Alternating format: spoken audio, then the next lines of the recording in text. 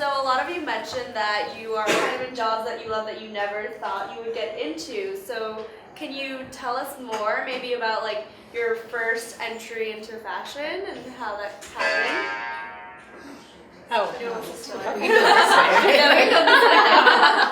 Okay, so this is really my first entry into fashion, this current job. I actually have a background in graphic design, and so I went to undergrad for art history and visual arts, then studied graphic design, and then sort of went in different jobs in different companies. I worked in television, where I actually did, I guess, work for.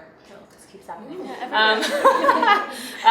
Where I did actually work for, we were trying to bring back like a television show into an online magazine that was fashion related called Full Frontal Fashion, and so I worked on that project, which was sort of a glimpse into the fashion world, and then worked at Time Inc. for a little bit on 2 of the brands there. So I sort of had like a little bit of fashion experience, but this is really was a whole new world really for me to become a part of a fashion and beauty company. And because my role is more on like the design and product side, still a lot of it is like still new to me, but that's okay. Like I'm learning, and I love learning about new products and everything every day. But I mean, I think it's okay to not have a background in that, and to also sort of, if you do have a background in it and then be in something totally different, I think there's always things that you can take from every experience and bring into your new experience, and you can always learn, so that's always good. So I'm one of those people that just packed up my stuff and moved to New York without a job the week of graduation, and so Refinery 29 was my first job in general, let alone in fashion, and I started off just doing Google traffic and kind of optimizing for SEO, and I liked it, but it wasn't what I loved, and I realized that I really wanted to do with editorial strategy and figuring out like why we write what we write. And we had marketing team giving us insights and the editorial team taking them, but there was this huge gap because marketing team loves talking graphs and editorial team does not love graphs, and there was just like this disconnect. And so I basically just went to them and said, hey, I feel like this position needs to happen. I would love to do it. This is kind of the job that I want. And that's kind of how I got to where I am now. They were like, you're right, definitely. And so got to fill in. So I told you guys I started at Target, and it was totally random. I'm not one of those people who went to school for fashion. I didn't want to do it. Actually, my ideal dream job would be being Anthony Bourdain, getting to travel and drink and eat. But I randomly fell into it, and it's something that's continued to be interesting for me. Target was a great place to learn all about it because they teach you everything that you could ever imagine and ever need to know. And you do a lot of things. You do a lot of jobs. So at that job, I was exposed to, allocations, design, product development, technical design, like fabric, sourcing, everything that you could ever imagine, you have to do it. And so that was really, after getting to do everything there, I was like, oh, well, it's still interesting. The product is fresh. Even if you're doing the exact same thing every single day, the product is always fresh. And the actual number of times that I've done the same thing 2 days in a row is 0. So that's always something that kept me interested. But it was really random, like completely. I just dropped my resume online and they flew me out there and gave me a job, and I was like, well, this seems like a good place to go, and so I went. Wow. Well, for me, I feel like I am in this stage of my career sort of getting away with the biggest caper of all time. I'm a makeup artist, you guys, and I started off going to NYU for musical theater. So I always had this passion for artistry, and I continued to pursue it even when my business dreams and sort of my career goals sort of got a little bit muddy. I always wanted to feed my artist and stay true to my artist and carve out time for that artist. And when the opportunity at Glam Squad came up, I was at MAC Cosmetics on and off for about 10 years and ended my career actually right around the corner at the Fifth Avenue flagship. That was my store. I opened that store.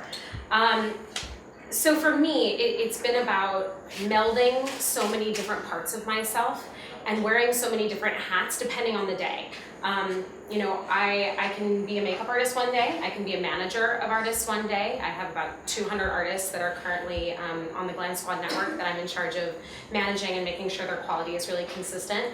I'm also in charge of doing press at Glam Squad, so I might have to do an on-camera interview for Glam Squad and utilize that theater training, or whether I'm doing a spot for Revlon where I'm having to do teleprompter work. So what I want to say with all of that is that every single experience you have is completely relevant. every single situation you go into, there's an opportunity to learn a skill, to expand your skills, and to be really smart about it, and be okay that you maybe don't know it, and be able to ask those questions. You know, I didn't know what Q1 was when I started at Glam Squad, or Q2. I had no idea what that meant. I'm, again, makeup artist. If you want to know about wing liner, I gotcha. So yeah, being able to ask those questions, being okay, and honing those skills, but feeding the artist at the same time is super important to me. So yeah, it sounds like obviously like there were a lot of learning points within all of your different experiences. Kind of, what do you think was the most important in like being able to gain new skills like every day? Like, was it kind of reaching out to other people? Was it researching on your own? Like, what do you think helped you the most in kind of becoming the multifaceted person you are now?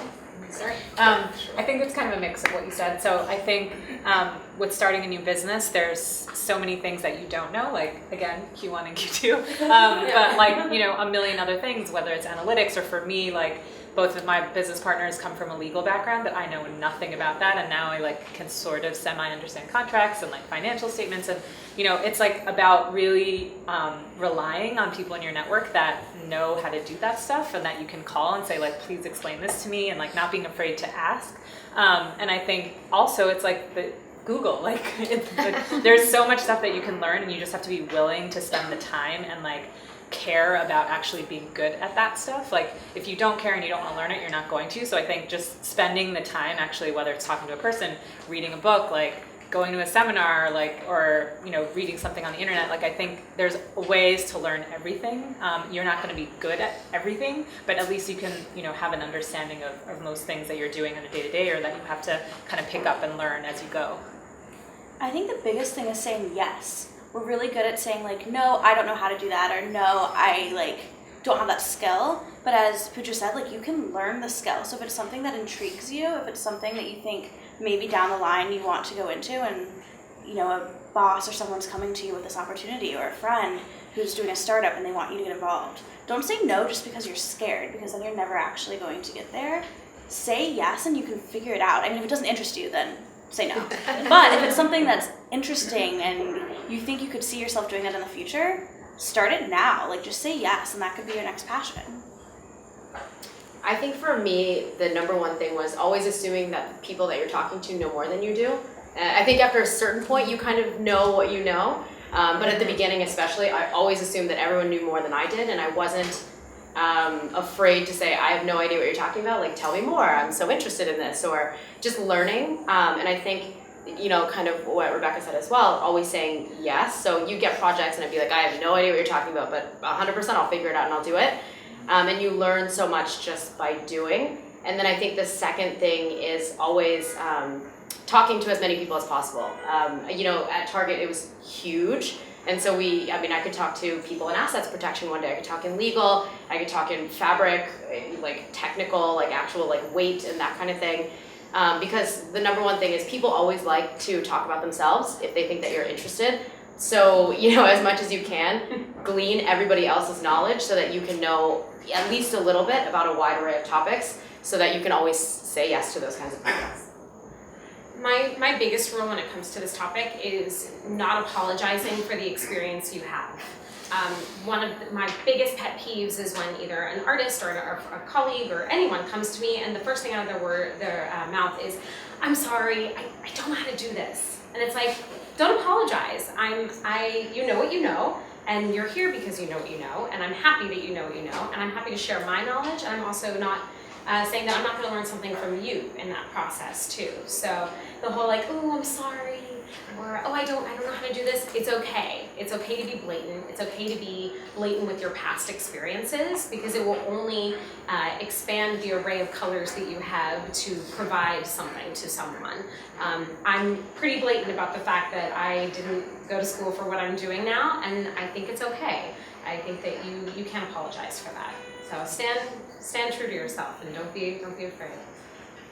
Yeah, kind of along those lines, how did all of you kind of apply your background, your education to maybe your first job. So what skills or what classes or activities did you highlight when finding that job? So my first job was at an art gallery, which was also sort of a startup. They were an online art gallery that is now like a little bit bigger. And so, I mean, none of the art there was anything that I had really studied in school. So it was like a lot of, again, learning.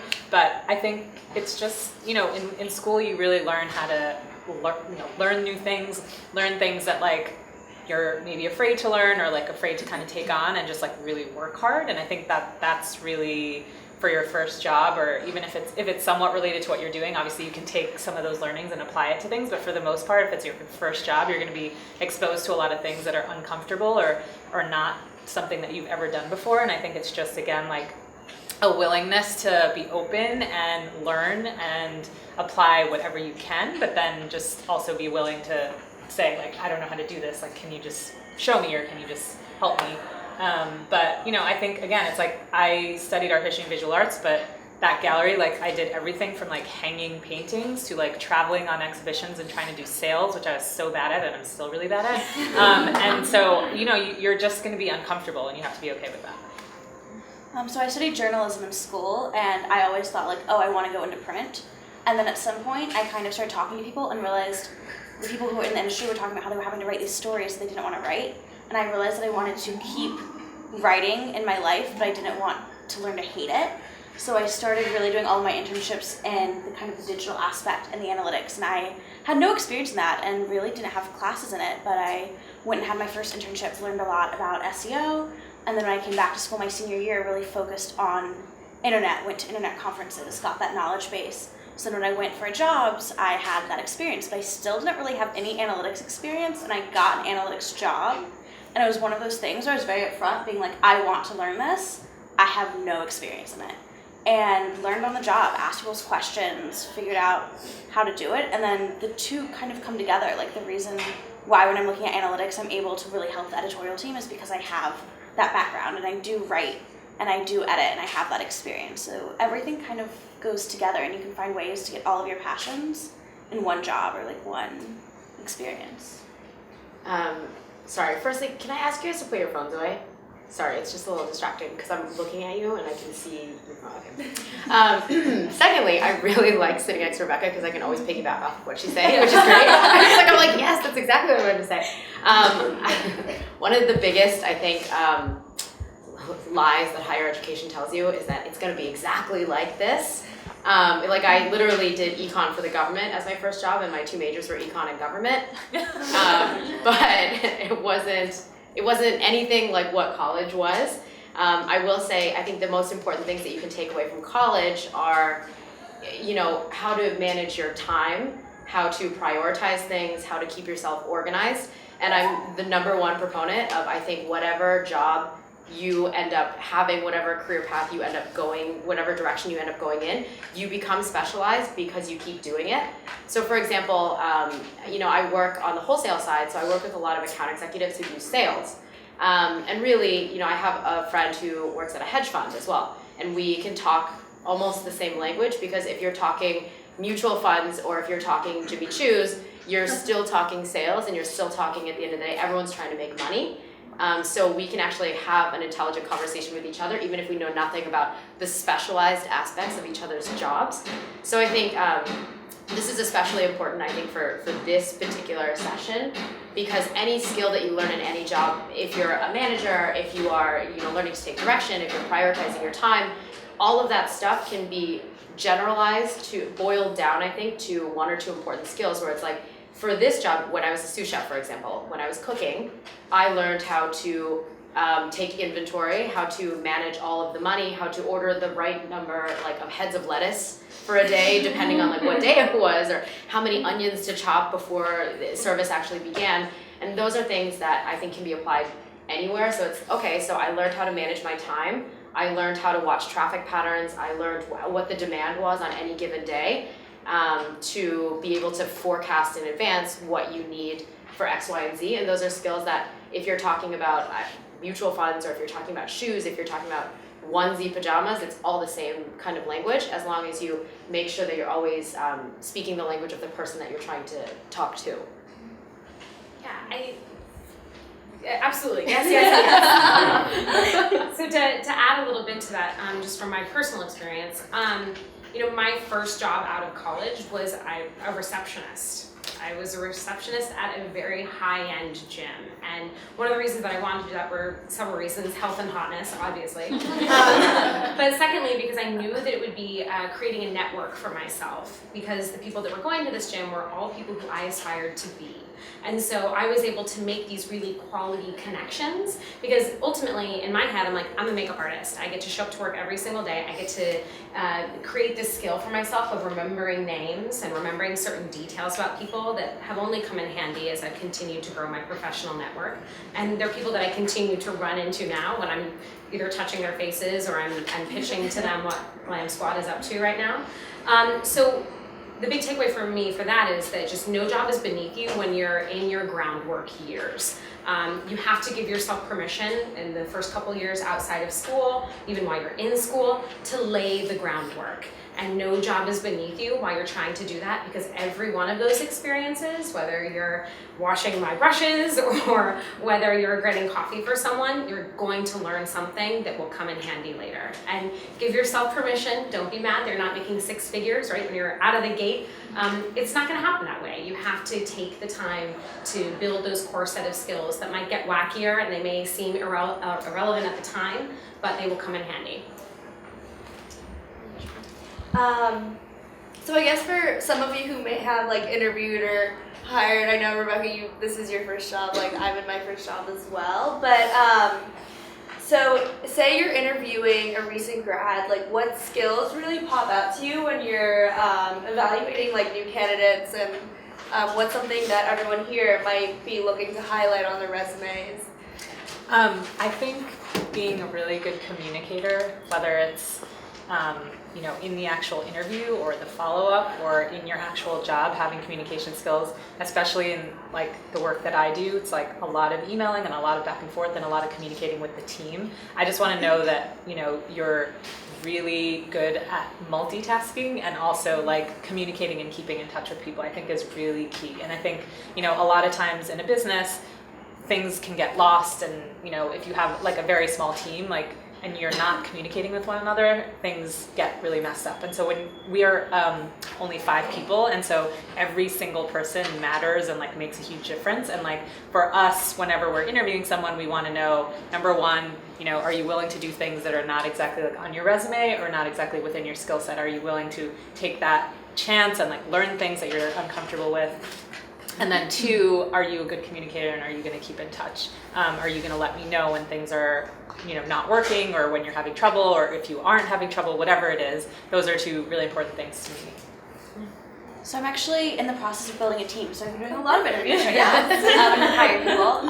So there's actually 4 things that I've looked at for everyone. The first one is, are you being who you are, who you think you want, that you think that I want you to be? It's really easy when I can tell that you're trying to be like the Refinery 29 girl, and you're so uncomfortable. So like if you are giving me something that I like know we just put in a story and that's your answer, and it's awkward, or you're wearing this outfit that you're clearly uncomfortable in, I don't want to hire this like weird version of someone that I already have at my company. Like I would rather hire you.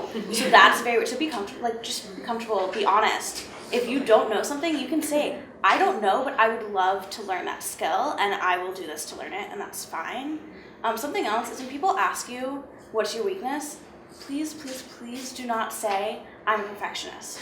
Like, every single person said it, and I was like, automatically, like, I stopped listening. Like, that actually might be your weakness, but just don't say it because everyone's saying it.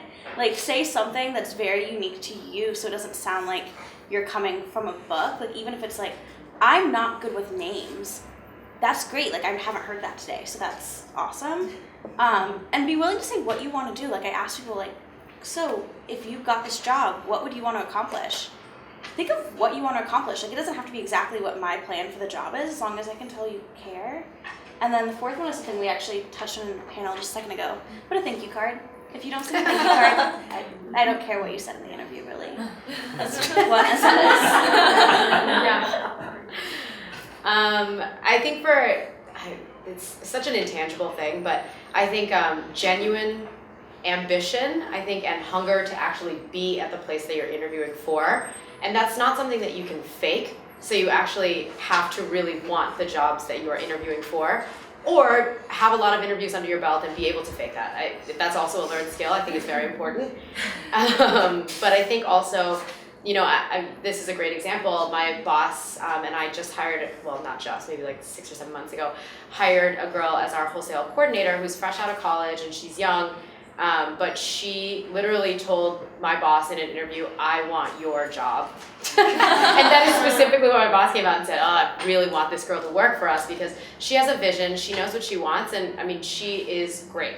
I think another thing, especially for people coming out of college that you just automatically get a ding, is being too millennial.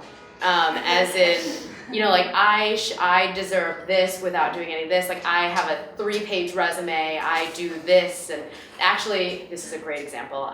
We got this girl email. I think she looked up on LinkedIn every single person who has Jimmy Choo in their profile and sent a cold email to every one of us, including the president, the head of HR North America, myself, some interns because they had it on their profile, and just, you know, it was this resume, and she was like, I think I'd be so great at your company. I have a lot to bring to the table. It was a 2-page resume, and it was, you know, like I get that you have experience, but at the same time, executives who have been working for 20 years don't have 2-page resumes. Nobody needs a 2-page resume, and we will actually just delete people with 2-page resumes because you don't have that much experience. And then she followed up a day later and said, I'm sorry, this was an old version of my resume. Please see updated. Can't wait to hear from you. And these are skills, I mean, proofreading I think is really important. Knowing where your level is another really important thing. I'm not saying don't reach above, because sometimes that's what you got to do. You just reach above and say, yeah, of course I can do this. Like currently I'm the head of wholesale planning. You know, I was running all of denim for Lucky Brand, but before that I had been like an associate buyer at Target, you know, and they were just like, we think that you would be great for this, and they came around, and I didn't say, I don't think I'm qualified for this. I was like, if you think I'm qualified, I know I'm qualified. So you just go for it. But at a certain point, you have to be humble with what you are, where you've been, and the experience that you have. And especially coming right out of college, it is a willingness to do crappy stuff, like make copies and put packets together and get coffee. But you know, in our organization, everybody from the president to our coordinators to our interns get coffee sometimes, depending on who's available to do it. Mm-hmm. Making packets, you know, like printing decks, making decks, you know, all that stuff. It's not glamorous, and it's not, this is exactly what I wanted to do, is make a PowerPoint presentation, but everyone's got to do it, and you have to put your dues in. So I think, you know, and this goes off of what Kelly said, is nothing is beneath you. And coming in with an attitude of, you know, like, I'm so great, I graduated from this school, that is beneath me, is absolutely the wrong attitude to have. Totally. You know, D, all of the above. Yeah, I think in addition to all of the, you know, bread and butter professional things that you guys should be really considering when you're interviewing and when you're just out of college, yes, the power of the thank you note. Yes, the power of, you know, constant gentle pressure, following up with people and creating your network and maintaining it and taking detailed notes and being organized, all of that stuff. To borrow a phrase from someone, it kind of at the end of the day is all about the hang. I'm at a company where, you know, I was at someone's desk in their home on 9th Street before we even had, literally, before we even had an office, of which we've been in for 6 months, and already we are expanding, you know, to something that's 6 times the size of that. So at the end of the day, the people who are getting the jobs at, I know, my company and the companies that I aspire to be with are people that I can look at the middle of the day at 3 o'clock in the afternoon when I'm inundated with 65 emails, and I can go, oh my God, are you dying? Because I'm dying over here, how are you doing? That you feel like you're in it with. You feel like you have a collaborative attitude, and that you're someone who you would want to collaborate with. not giving pushback, being open to ideas, all of those skills that maybe don't read necessarily in a resume, but that you can showcase in an interview. I think those are really important. Being your most authentic self and being okay with saying what it is that you're really good at and showcasing that through your interpersonal actions. Yeah. Awesome. Yeah.